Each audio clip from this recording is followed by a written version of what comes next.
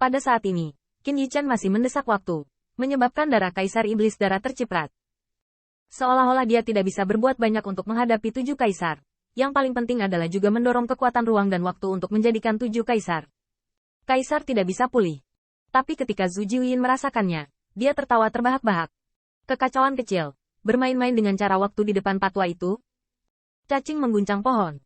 Qin Yichen tidak mengatakan sepatah kata pun, hanya mendesak kekuatan ilahi secara ekstrim. Namun, pada saat ini, suara Gur Qingtian yang menghancurkan gunung dan sungai terdengar di dalam hatinya, penuh perhatian, tetapi itu seperti selamat tinggal. Wah, satu tanganku tersisa. Aku bisa mematahkan celah dalam ruang dan waktu, dan aku akan mengirimmu kembali. Begitu kata-kata ini keluar, Qin Yichen dan ketiganya tercengang. Tampaknya Lu Qingtian tidak diragukan lagi adalah seorang kaisar yang kuat, tetapi pencapaiannya di jalan waktu pasti tidak sebaik lilin 9 yin. Zhu Jiuyin dapat menghancurkan celah ruang dan waktu dengan satu telapak tangan, dan Lu Qingtian dapat melakukannya. Saya khawatir, lengan dewa ini juga akan patah karena ini. Pada saat ini, 7 kaisar yang memiliki perselisihan darah dengan mereka pulih, dan jika kaisar rakus ini kehilangan lengannya, konsekuensinya. Leluhur, kita tidak akan pergi. Ayo bertarung dengan mereka. Mata Feng Nianwu merah, dan dia tidak berharap untuk melarikan diri. Tetapi akhirnya diblokir oleh kerjasama pengadilan iblis kuno dan kaisar surga. Setelah dikejar sepanjang jalan, mereka tidak ingin melarikan diri.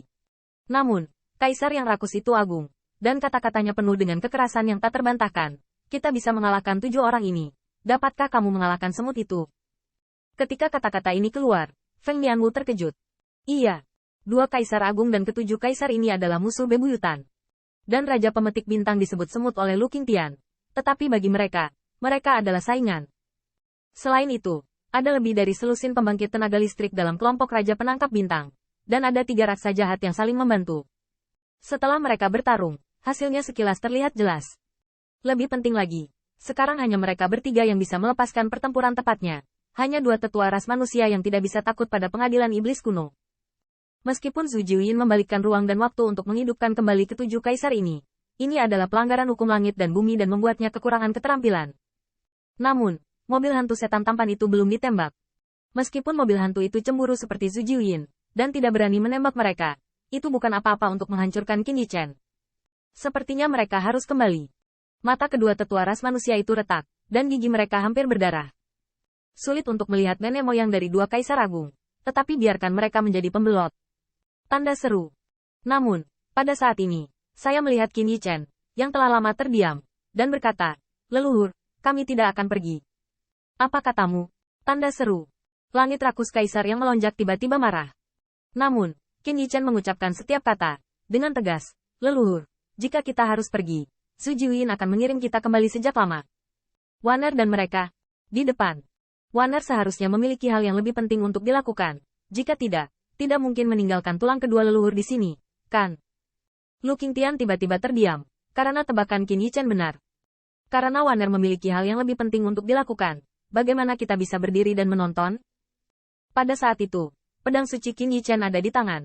Kita pergi membantu Waner, atau... Leluhur, apakah ada yang memberitahumu? Kaisar Iblis, aku belum membunuhnya. Lu Qingtian gemetar. Dia tahu bahwa pria kecil di depannya adalah pemuda manusia.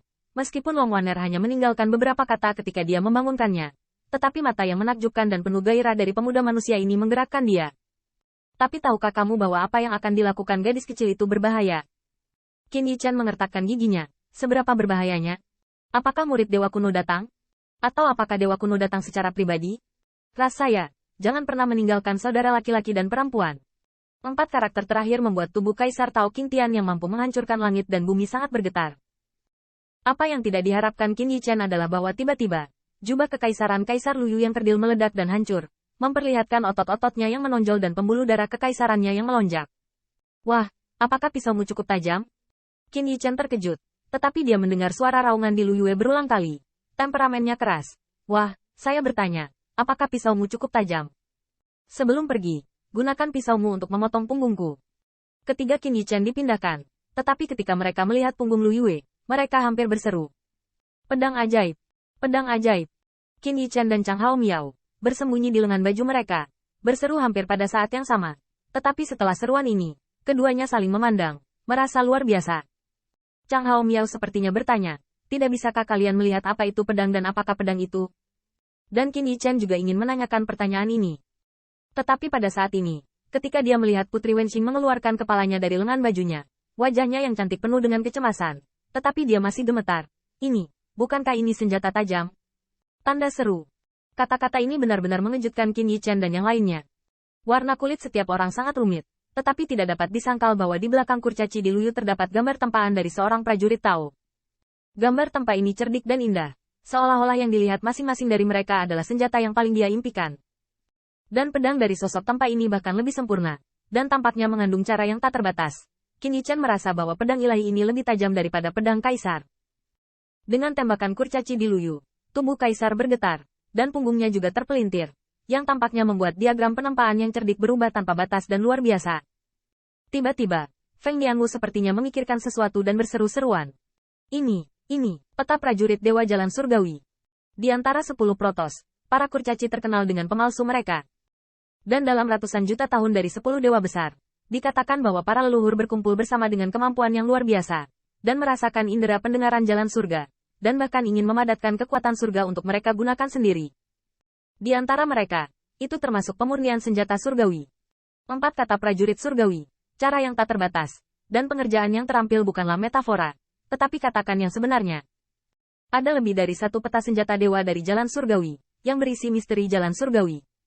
Pada akhirnya, untuk mewarisi keabadian, 10 dewa besar memadatkan mereka dengan berbagai cara melawan langit. Tanpa diduga, punggung kurcaci di Luyu dicap dengan gambar para dewa surga. Jalan surgawi Tuhan. Qin Yichen terkejut, tidak heran apa yang mereka lihat adalah senjata yang paling dia impikan.